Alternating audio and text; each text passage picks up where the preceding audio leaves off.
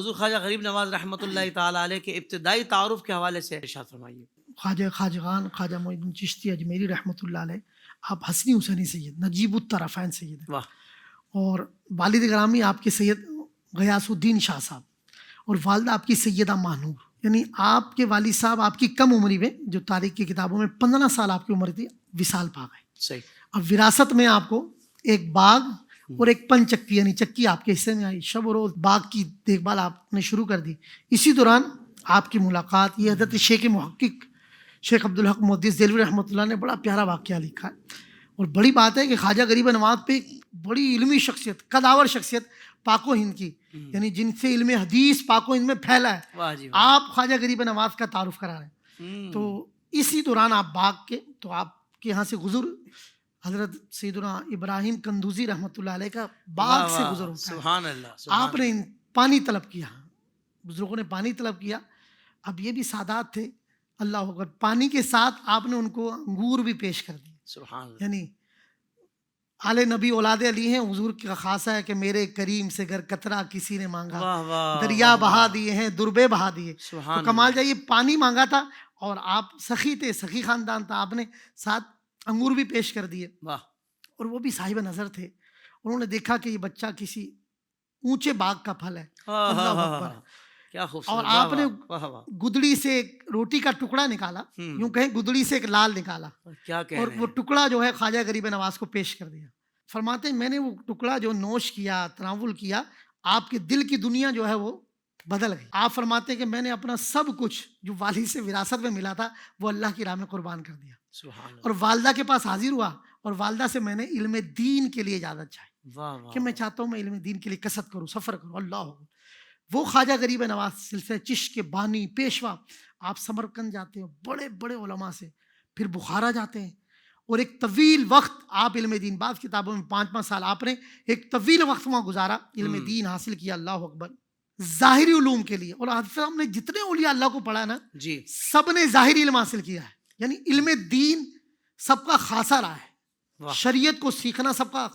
تو آپ بھی علم دین سیکھنے کے لیے آپ نے قصد فرمایا، اور ایک طویل وقت کے بعد، اور پھر آپ اپنے مرشد کی بارگاہ میں پہنچے، خواجہ عثمان ہارونی رحمۃ اللہ علیہ، آج جو جنت المعلیٰ میں آرام فرمائے ماشاءاللہ، ان کی بارگاہ میں اکتساب فیض، اور کم و بیش 20 سے 25 سال آپ کی خدمت، یہاں معرفت کا نور، باطنی علوم، تصوف، مرشد سے بھی کئی بزرگوں سے، حضور غوث پاک کا آپ نے زمانہ پایا، ان کے پاس بھی 5 ماہ ان کی خدمت میں آپ رہے، واہ واہ، بڑے بڑے اکابر علماء۔ ماشاءاللہ۔ تو قربان جائیے، وہاں رہنے کے بعد اب جب آپ پلٹتے مرشد کی بارگاہ میں، حافظ صاحب یہاں پہ ایک نقطہ ہے، تمام سلاسل کے بزرگوں کو دیکھیں، ان کا تعلق علم سے رہا ہے، شریعت سے رہا ہے۔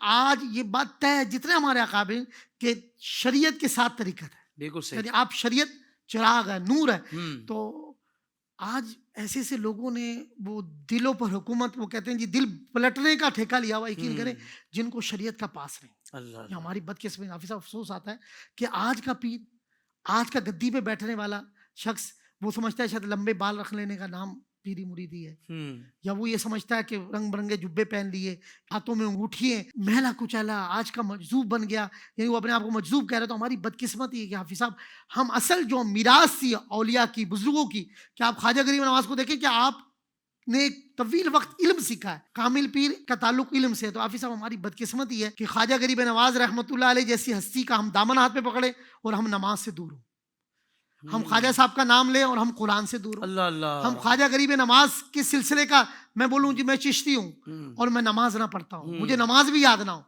یعنی کیا کہ آج دلوں کو پاک کرنے کا ٹھیکہ ان لوگوں نے لے لیا بدقسمتی سے جن کو پاکی و ناپاکی کے اصول پتہ نہیں، وضو غسل کا پتہ نہیں۔ تو خواجہ غریب نواز کا اصل پیغام یہ رہا کہ آپ کا تعلق علم سے رہا، علماء سے رہا، اور آج پوری دنیا میں جو آپ چھائے ہوئے ہیں، آپ کا نام چل رہا ہے خواجہ غریب نواز، پاک و ہند میں دیکھ لیں تو وجہ کیا تھی؟ اصل علم ہے۔ تو میں یہ کہوں گا خواجہ غریب نواز رحمۃ اللہ علیہ کا اگر دامن کرم جو خواجہ غریب نواز سے اپنا تعلق قائم رکھنا چاہتا ہے، روحانی فیض چاہتا ہے، تو وہ قرآن کے دامن میں آئے، وہ حدیث کے دامن میں آئے، وہ شریعت کے دامن میں آئے۔ خواجہ غریب نواز نے ساری زندگی تبلیغ کام کی، تو ابتدا سے لے کر اختتام تک آپ کا تعلق اسلام سے، دین سے، تبلیغ سے رہا۔ تو میں سمجھتا ہوں کہ خواجہ غریب نواز اصل خراج تحسین پیش یہی ہے کہ ہم اپنے بچوں کو عالم بنائیں۔ زندگی کے تمام شعبوں میں دینی رہنمائی حاصل کرنے اور آخرت کو بہتر کرنے کے لیے ہمارے YouTube channel Islamic digital studio کو سبسکرائب کر لیں اور بیل آئیکن بھی پریس کر لیں۔ قرآن سے بھی ملاتا